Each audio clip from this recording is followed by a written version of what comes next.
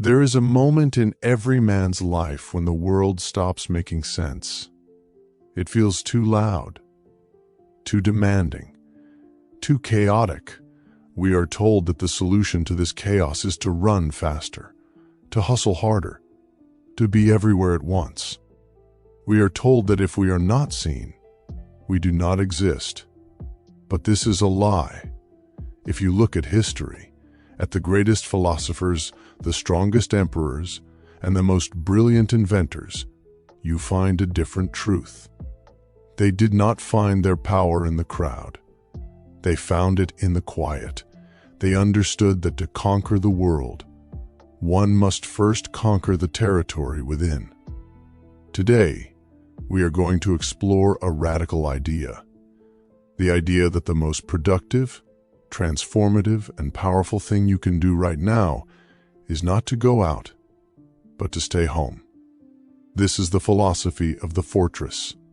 This is how you disappear to rebuild yourself. Blaise Pascal, the French mathematician, famously said, "All of humanity's problems stem from man's inability to sit quietly in a room alone." Why is it so hard? Because when the noise stops, the thinking begins. And for many, thinking is terrifying. The world is an attention economy. It is designed to strip mine your focus. Every billboard, every app, every social expectation is a vampire feeding on your mental energy. When you walk through your front door and lock it behind you, you are not just entering a building. You are entering a sanctuary. Marcus Aurelius, the Roman emperor, spent his life on battlefields surrounded by death and politics. Yet, in his private journals, he wrote about the inner citadel. He said, "Nowhere can a man find a quieter or more untroubled retreat than in his own soul." Staying home is the physical manifestation of this retreat. It is the act of filtering out the debris of society so you can finally hear your own voice. If you don't know who you are in silence, you will never know who you are in a crowd. Let's talk about the modern sickness, the addiction to stimulation. Most men cannot stand in a line for 30 seconds without reaching for their pocket. We are terrified of boredom. But boredom is not the enemy. Boredom is the gatekeeper to brilliance.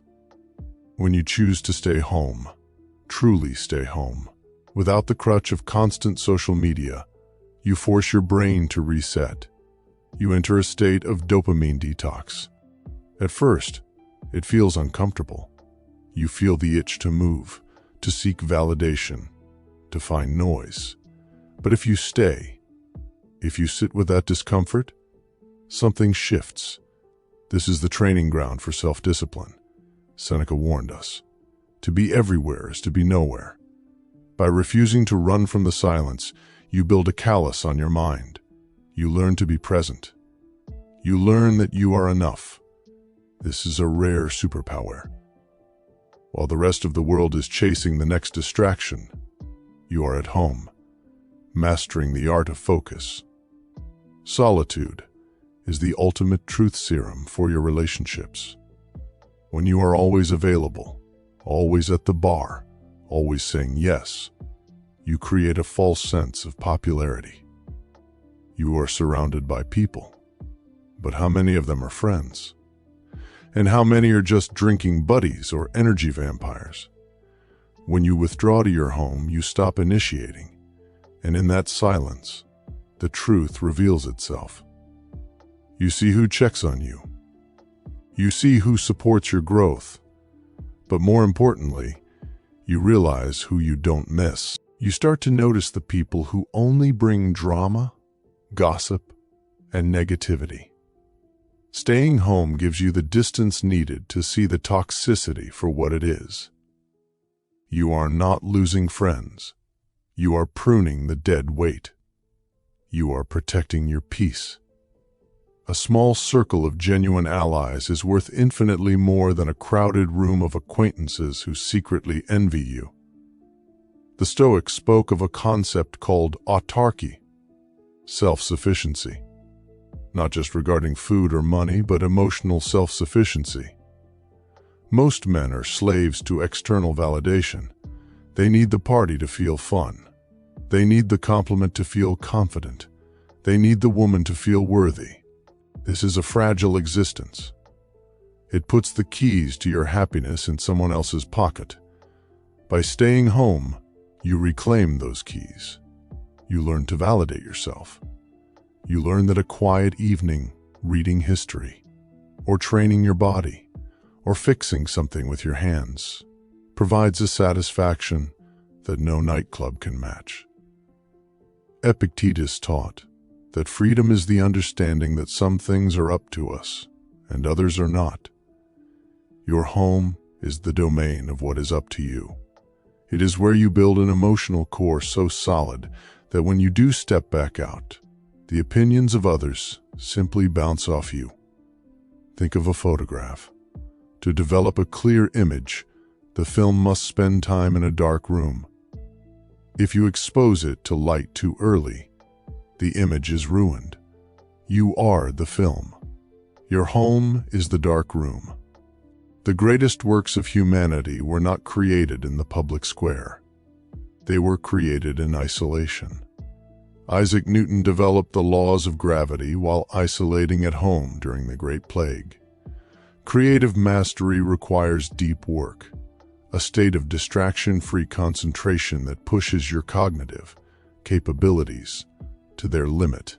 When you stay home, you turn your living space into a dojo, a laboratory, a library. While your peers are out spending money and wasting time, you are at home acquiring skills. You are reading the books they ignore. You are building the business they dream about. You are forging a version of yourself that is sharper, smarter, and more dangerous. You are not missing out. You are getting ahead. Every interaction is an exchange of energy. Every debate about politics, every meaningless conversation, every hour stuck in traffic, it all leaks your vitality. By the end of the week, the average man is empty. He has given pieces of himself to everyone else and kept nothing for his purpose. Staying home is an act of energy conservation. It is closing the gates of the fortress. When you stop the leaks, the reservoir fills up. You suddenly find you have the energy to pursue your passion. You have the patience to handle real problems. Your energy becomes a weapon, focused, contained, and directed by your will, not by the whims of society. Let us be clear. Staying home is not about hiding from the world forever. It is not about cowardice. It is about preparation. The arrow must be pulled back before it can soar. The seed must be buried in the dark soil before it can rise toward the sun. You withdraw to build your mind. You withdraw to strengthen your spirit.